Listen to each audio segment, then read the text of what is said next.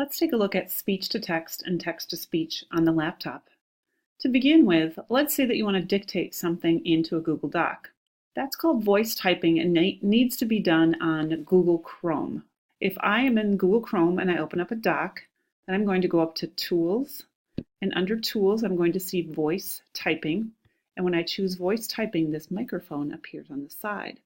I can click onto my document, and when I'm ready, I press the microphone and it's going to start recording what I say. This will record what I am saying, period.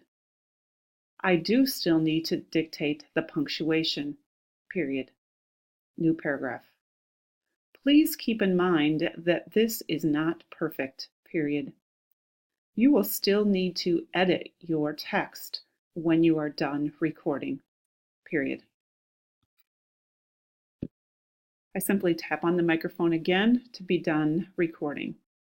Again, it is important that you notice that this is not perfect, and so you will need to go back and proofread.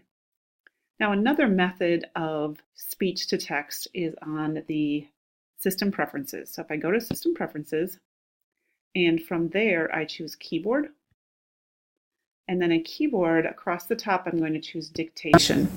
And I want to make sure that Dictation is on. And then it's going to tell me down here that the shortcut to access the dictation is to press the function key twice.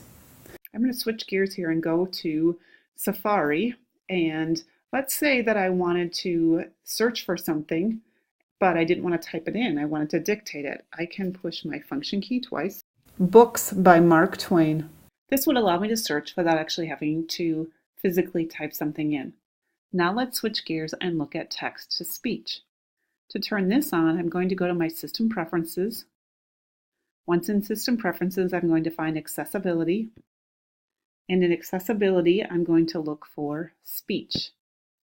And in Speech, I can choose, it says Speak Selected Text when the key is pressed. So the current key is Option Escape.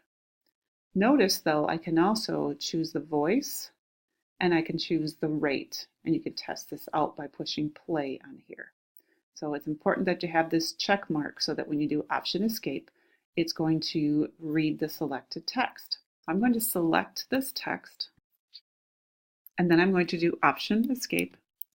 Text to speech, System Preferences, Accessibility, Speech. I'm switching gears, and I moved over to Safari to a news article. So let's say that you wanted something from Safari read to you. I went to Safari on purpose because it does something a little bit different. So if I use the Option Escape.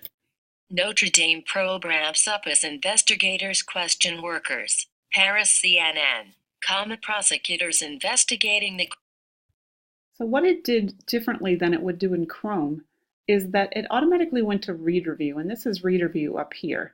And so what Reader View does is take off these things on the side, and so that they don't get in the way and aren't distracting. And so what it automatically did was went to Reader View and then started reading that information. Sometimes if you are in Chrome and you need to select the text in order for it to be read, you may accidentally select things that you don't necessarily want read, like maybe some advertising or something like that on the page. So of the two, I would recommend the reading from the computer from Safari if you have a choice.